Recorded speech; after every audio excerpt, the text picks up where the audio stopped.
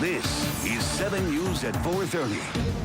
First at 4:30, we're tracking new developments after tragedy on the tracks in Philadelphia. We're now getting a better idea of the scope of the damage after that deadly train crash. At least 7 people are dead and more than 140 injured after the Amtrak train jumped the tracks.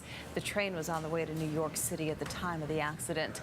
It happened after the train left the station and was heading around a curve. Investigators from the National Transportation Safety Board, they are on scene of the accident right now trying to figure out what happened here. Passengers were immediately plunged into darkness, struggling to get off the train following the crash here. You can just hear the desperation in their voices as people are recording the moments after.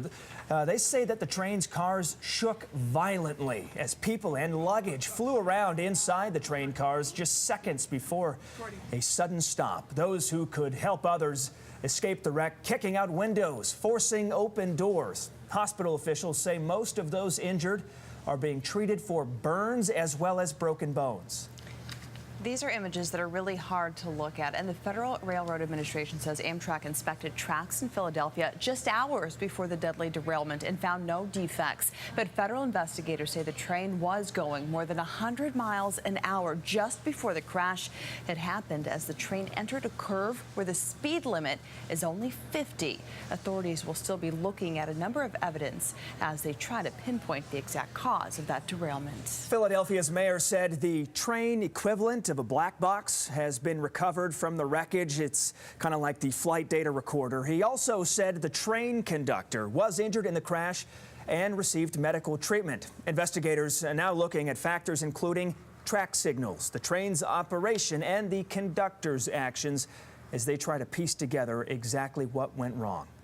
Also on 7, a daycare scare stopped police dragging out a man who they say tried to kidnap a 1-year-old.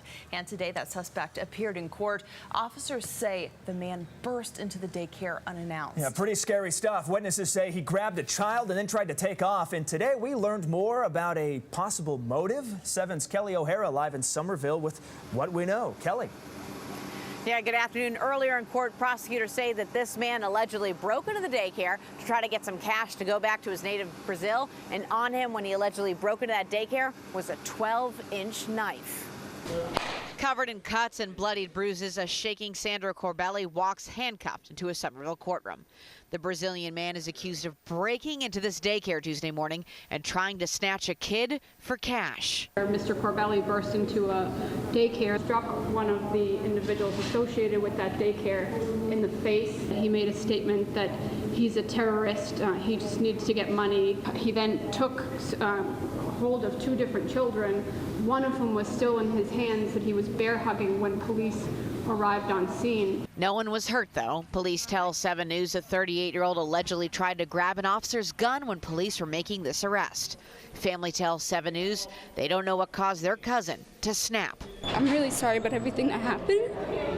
We didn't really know what was going on with him. When he came here, he seemed a little distraught, and even seeing him in there now, it doesn't even look like him. Has he ever had problems before mentally, or? No. I don't even know what to think. This has never happened to him before. We went back to the daycare, but it's closed for the day. The owner wouldn't come to the door, but we're told the state is now investigating. Family says they just want their loved one to get help. Corbelli is going to go to Bridgewater State Mental Hospital for help for the next 20 days. He'll be back in court June 2nd, and family hopes then after some treatment, they'll get some answers to their questions. In Somerville, Kelly O'Hara, 7 News.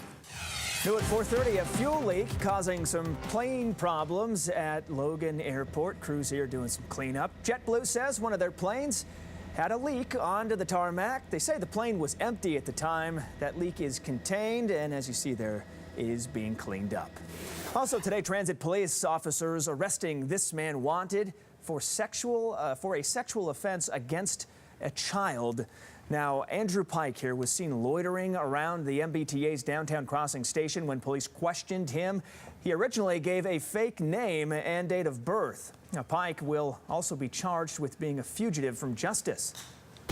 We have new details about a recent series of indecent assaults in Brighton. Officers are looking for men in some surveillance pictures we have to show you. They say he's wanted for questioning in connection to 2 possible assaults that took place last week, and you can see right there. According to police, a man attempted to lift a woman's dress up on Chester Avenue May 4th, and then a few hours later, another woman says she was assaulted while walking along Comm Avenue. Voters in Brockton have narrowly approved a plan to build a $650 million resort casino in the city. The vote was close. Less than 50 votes separated the yeses and the nos. The Brockton casino is competing with projects in New Bedford and Somerset. A final decision on who will get the license is not expected until the fall. Investigators searching for suspects in the deadly shooting of 2 Mississippi police officers just last weekend. Surveillance video from hours after the shooting shows a man and a woman getting out of that SUV at the motel where police arrested one of the suspects. However, investigators do not believe that pair was directly involved in the shooting. Hattiesburg officers Benjamin Dean and LaCorey Tate were shot and killed during a traffic stop Saturday night. Dean will be buried tomorrow, and a funeral will be held for Tate Saturday. 4 people have been charged, including 2 with capital murder. Police continue to search for the murder weapon meantime, although prosecutors believe they have a strong case even without it. New details about the death of an Oklahoma man shot by a volunteer sheriff's deputy. This is video from that incident just before that man was shot. An autopsy report found that 44-year-old Eric Harris suffered internal bleeding and collapsed lungs after he was shot by Tulsa Reserve Deputy Robert Bates last month. The report also says Harris had methamphetamine in his system when he died. Bates says he accidentally grabbed his gun instead of his taser. A University of Virginia dean is fighting back and suing Rolling Stone magazine over her portrayal in that now discredited story about an alleged rape on campus. The lawsuit seeks nearly $8 million in damages for defamation. Rolling Stone apologized and retracted the story after an outside review revealed several flaws in the magazine's reporting. Caught on camera, this North Texas family came home to find their ranch flooded. Look at that. The horses just going right through it. 31 of their horses and ponies drowning in this case, though, after a river nearby overflowed. This family just trying to deal with this here. You can imagine what it was like trying to rescue the horses in that water.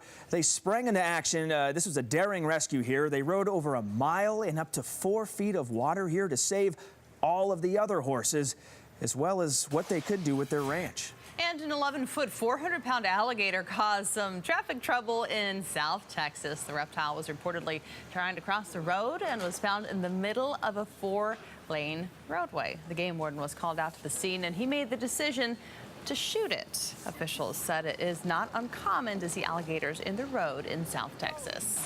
And in Arizona, a possible kidnapping caught on a gas station surveillance camera. You can see a woman there get out of that car and then walk toward the store. The driver comes out of the store, pushes the woman, and forces her back into that car. Witnesses say the woman seemed to have been beaten and was asking for help. The face for her, this is scared, and she said no. When he's coming outside, she talking to the people, help me, and he's pushing, and she's saying no, no. Wow, well, police are investigating this incident as a possible kidnapping and assault. They're still working to identify the suspect here, and so far no arrests have been made. Checking news cross country now, growing questions about the disappearance of a young woman in New Mexico. 24-year-old Brittany Johnson was last seen leaving a spa around noon on Saturday. Her family says they knew something was wrong when she didn't show up at her grandparents' for Mother's Day or her friend's graduation party. Very upset and nervous.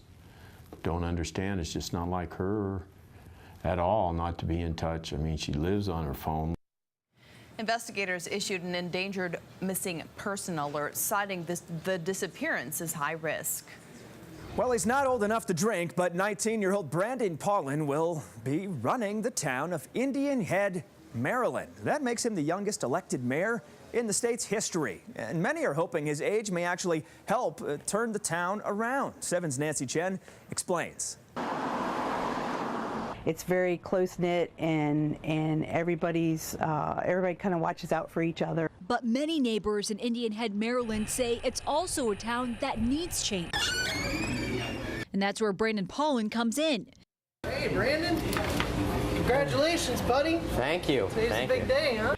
It's a big day because this 19-year-old will be sworn in as the town's mayor, making him the youngest in the state's history. The master of ceremonies, I had to send it, I emailed that to him. So while preps were underway at City Hall for his swearing-in ceremony Tuesday night, he was busy as well. Well, I was elected recently for Indian Head Mayor. Shaping his priorities. Business climate isn't very good, so making it easier for businesses to come into Indian Head because it's desperately needed. Many of the neighbors agree. Yeah, we don't have no grocery stores, nothing like that. You know, there's a lot of places that are, been vacant for a long time. Paulin says he plans to bring in commerce by working closely with the town's council. Adding business incentives for small businesses within the area to make it easier on them, whether that be tax breaks. There are a few skeptics who aren't sure how a soon-to-be sophomore at the College of Southern Maryland will effectively run a town. A lot of my classes from here on out are online, so I can work my online classes around my schedule. But whether neighbors support him or not, many folks are just hopeful that Indian Head will be a more vibrant place to live at the end of Paulin's 4-year term. Hopefully he can straighten everything out down here. And Brandon won that election with 239 out of the 383 votes cast.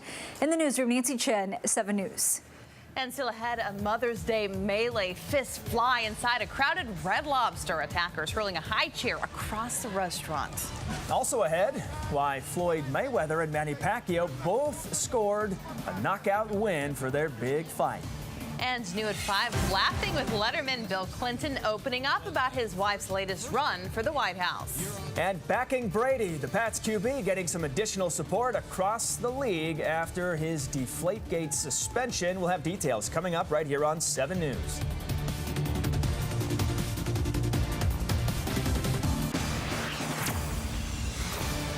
Look at this, a Mother's Day melee inside a Georgia restaurant. The whole thing caught on camera. Cell phone video showing a high chair flying across the room as a group of men attack another man there. 4 suspects were taken into custody after that big brawl. Geez, not what you want to see when you're taking mom out to lunch. And now 2 of the victims are speaking out about what happened. We were walking out and just a circle of boys just surrounded us. You can hear people screaming, a high chair flying, but watch it in slow motion. You can see a bunch of guys pounding on the guy in the yellow shirt. This woman, who wants to remain anonymous, says the brawl wasn't just a chance encounter. Somebody from inside Red Lobster called them to come up there, and they were outside waiting for us to come out.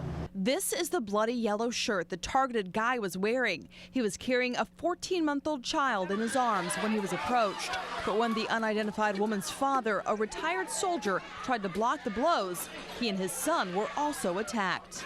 It was chaos, and then I saw my son that was over there. He was bleeding from the head, and he's a mild young man. He don't bother nobody, and he have a mental issue. Police arrested these 4 suspects. They say all left the scene and were found hiding near the restaurant.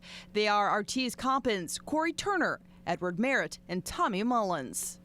Now, police say the suspects may believe the intended target has information regarding an unsolved murder. Coming up, it's happened to us all. You know that song that's stuck in your head, you can't get it out of your head? Well, there's a new study. It finds a possible cure to that pesky problem.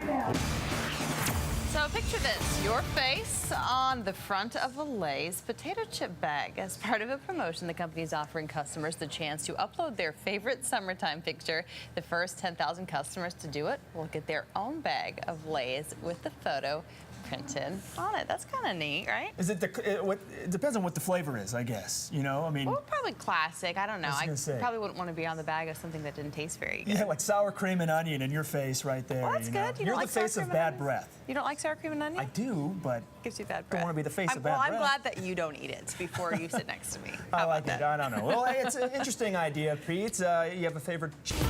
Topping the buzz. This month's Floyd Mayweather-Manny Pacquiao fight certainly brought in a lot of revenue. Yeah, officials say the fight, which Mayweather won, brought in about $500 million. Wow, can you imagine? Much of that money came from the 4.5 million households that purchased the fight on pay-per-view. Fans in the Las Vegas arena paid $72 million to watch the fight live. The two fighters will split at least $250 million, with 60% going to Mayweather. Wow, can't believe that. Well, there's some more buzz coming out of Las Vegas, where Jennifer Lopez will be starting a residency next year. J-Lo has teamed up with Planet Hollywood for her headlining gig. Britney Spears, Mariah Carey, among the other pop divas, will already have residencies in the city. Well, much more to come in the next 90 minutes. I'm Elizabeth Noreika. And I'm Nick Emmons. 7 News at 5 starts right now.